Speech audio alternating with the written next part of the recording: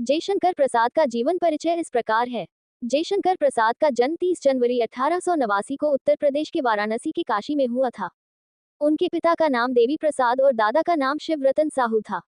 जयशंकर प्रसाद हिंदी साहित्य के महान कवि, नाटककार, उपन्यासकार और निबंधकार थे। वे छायावादी युग के प्रमुख स्तंभों में से एक थे। उन्होंने हिंदी काव्य में छायावाद की नींव रखी और खड़ी बोली को प्रतिष्ठित किया। उनकी प्रसिद्ध रचनाओं में कामायनी और आंसू शामिल हैं। उनके नाटकों में राष्ट्रीय भावबोध की अभिव्यक्ति मिलती है। उनके प्रधान नाटकों में अजातशत्रु, स्कंदगुप्त, चंद्रगुप्त तथा ध्रुवस्वामिनी शामिल हैं। हिंदी साहित्य और नाटक में जयशंकर प्रसाद के योगदान को कम नहीं समझा जा सकता। उनकी रचनाएं हिंदी रंगमंच इतिहास में प्रमुख स्थान पर रहती हैं। सामाजिक समरसता और राष्ट्रीयता के आड़े तीन बाधाएं आती हैं: सांप्रदायिकता की भावना, प्रादेशिकता के तनाव तथा पुरुष नारी के बीच असमानता की स्थिति। अपने प्रधान नाटकों अजातशत्रु, स्कंदगुप्त, चंद्रगुप्त तथा ध्रुवस्वामिनी में उन्होंने इन्हीं का समाधान देने का यत्न किया है। 68 रंगमंचीय अध्ययन संपादित करें। प्रसाद जी के नाटकों पर अभिनय न होने का आरोप भी लगता रहा है। आक्षेप किया जाता रहा है कि वे रंगमंच के हिसाब से नहीं लिखे गए हैं, जिसका कारण ये बताया जाता है कि इनमें काव्य तत्व की प्रधानता, स्वगत कथनों का विस्तार, गायन का बीच बीच में प्रयोग तथा दृश्यों का त्रुटिपूर्ण संयोजन है। किंतु उनके अनेक नाटक सफलतापूर्वक अभिनीत हो चुके हैं। उनके नाटकों में प्राचीन वस्तुविन्यास और रसवादी भारतीय परंपरा तो है ही, साथ ही पारसी नाटक कंपनियों, बंगला तथा भारतीय युगीन नाटकों एवं शेक्सपियर की नाटकीय शिल्प विधि के योग से उन्होंने नवीन मार्ग ग्रहण किया है। उनके नाटकों के आरंभ और अंत में उनका अपना मौलिक शिल्प है जो अत्यंत कलात्मक है। 69 इसके बावजूद बाबू श्याम सुंदर दास से लेकर बच्चन सिंह तक हिंदी आलोचना की 3 पीढ़ियां एक प्रवाद के रूप में मानती रही है कि प्रसाद के नाटक अभिनय नहीं है। परंतु नई पीढ़ी के वैसे आलोचक जो सीधे रंगमंच से जुड़े रहे हैं, बिल्कुल भिन्न विचार प्रकट करते हैं। शांता गांधी ने एक नटरंग त्रैमासिक में लिखा था, प्रसाद के नाटकों की सभी समस्याओं को सुलझाकर उन्हें अत्यंत सफलतापूर्वक रंगमंच पर प्रस्तुत किया जा सकता है और उनका अवश्य ही प्रदर्शन होना चाहिए। 70 इस दिशा में आगे बढ़ते हुए अनेक निर्देशकों ने प्रसाद के मुख्य नाटकों को रंगमंच पर प्रदर्शित किया तथा अनेक आलोचकों ने उनके अलग अलग नाटकों का रंगमंचीय विमर्श भी प्रस्तुत किया है। श्री वीरेंद्र नारायण द्वारा प्रस्तुत स्कंदगुप्त का रंगमंचीय अध्ययन हिंदी साहित्य का बृहत इतिहास भाग 11 में 60 पृष्ठों में विन्यस्त है।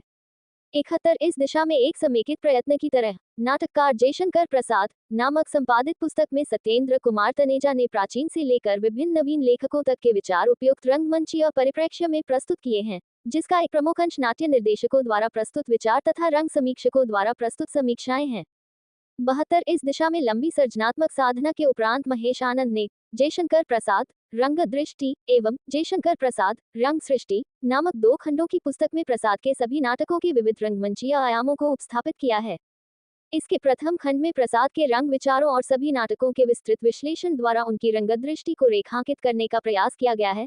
73 जबकि उनके नाटकों और अन्य रचनाओं की प्रस्तुतियों के विभिन्न पक्षों का विवेचन, निर्देशकों के वक्तव्य, प्रमुख रंगकर्मियों से साक्षात्कार, पत्राचार तथा अन्य विवरणों का रंग सृष्टि नामक पुस्तक के दूसरे भाग में विस्तृत विवेचन किया गया है।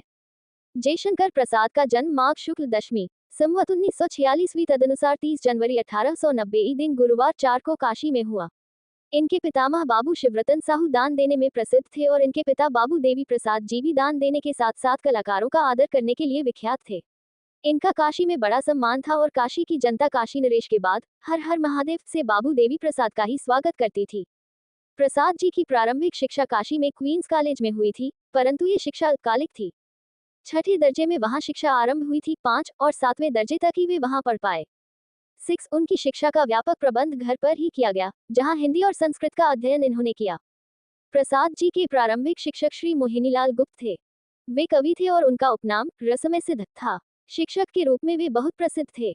7 चेतगंज के प्राचीन दलहट्टा मोहल्ले में उनकी अपनी छोटी सी बाल पाठशाला थी। 5 रसमय सिद्ध जी ने प्रसाद जी को प्रारंभिक शिक्षा दी तथा हिंदी और संस्कृत में अच्छी प्रगति करा दी। 7 प्रसाद जी ने संस्कृत की गहन शिक्षा प्राप्त की थी।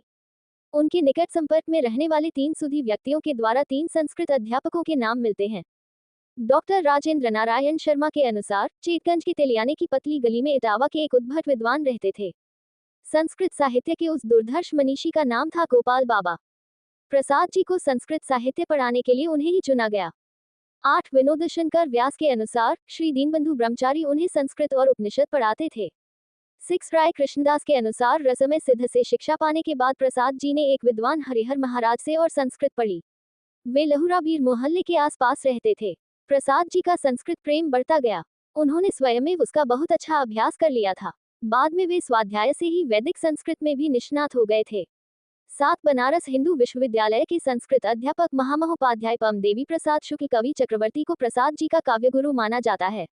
9 घर के वातावरण के कारण साहित्य और कला के प्रति उनमें प्रारंभ से ही रुचि थी और कहा जाता है कि 9 वर्ष की उम्र में ही उन्होंने कलाधर के नाम से ब्रजभाषा में एक सवया लिखकर रसमय सिद्ध को दिखाया था। 10 उन्होंने वेद, इतिहास, पुराण तथा साहित्य शास्त्र का अत्यंत गंभीर अध्ययन किया था। वे बाग बगीचे तथा भोजन बनाने के शौकीन थे और शतरंज के खिलाड़ी भी थे। वे नियमित व्यायाम करने वाले, सात्विक खान पान एवं गंभीर प्रकृति के व्यक्ति थे। 11 इनकी पहली कविता सावक पंचक सन 1906 में भारतेदु पत्रिका में कलाधर नाम से ही प्रकाशित हुई थी। वे नियमित रूप से गीता पाठ करते थे, परंतु वे संस्कृत में गीता के पाठ मात्र को पर्याप्त न मानकर गीता के आशय को जीवन में धारण करना आवश्यक मानते थे। 12 प्रसाद जी का पहला विवाह 1909 में विंध्यवासिनी देवी के साथ हुआ था। 13 उनकी पत्नी को क्षय रोग था। सन 1916 में विंध्यवासिनी देवी का निधन हो गया। उसी समय से उनके घर में क्षय रोग के कीटाणु प्रवेश कर गए थे। सन 1917 में सरस्वती देवी के साथ उनका दूसरा विवाह हुआ। 13 दूसरा विवाह होने पर उनकी पहली पत्नी की साड़ियों आदि को उनकी द्वितीय पत्नी ने भी पहना और कुछ समय बाद उन्हें भी क्षय रोग हो गया और 2 ही वर्ष बाद 1919 में उनका देहांत भी प्रसूतावस्था में क्षय रोग से ही हुआ। 14 इसके बाद पुनः घर बसाने की उनकी लालसा नहीं थी, परंतु अनेक लोगों के समझाने और सबसे अधिक अपनी भाभी के प्रतिदिन के शोकमय जीवन को सुझाने के लिए उन्हें बाध्य होकर विवाह करना पड़ा। सन 1919 में उनका तीसरा विवाह कमला देवी के साथ हुआ। उनका एकमात्र पुत्र रत्नशंकर प्रसाद तीसरी पत्नी की ही संतान थे। 6 जिनका जन्म सन 1922 में हुआ था।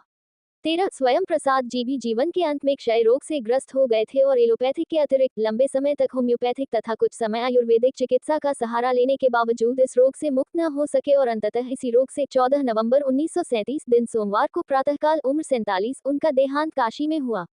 सुप्रसिद्ध युवा कवि गोलेंद्र पटेल ने अपनी कविता कठौती और करघा में काशी के संदर्भ में कहा है कि रैदास की कठौती और कबीर के करघे के बीच तुलसी का दुख एक सेतु की तरह है, जिस पर से गुजरने पर हमें प्रसाद, प्रेमचंद व धूमिल आदि के दर्शन होते हैं। ये काशी बेगमपुरा अमरदेसवा और रामराज्य की नाभि है। कवितांश कठौती और करघा से। इसी तरह के वीडियो देखने के लिए लाइक करें और सब्सक्राइब करें और बेल आइकन को दबाना न भूलें।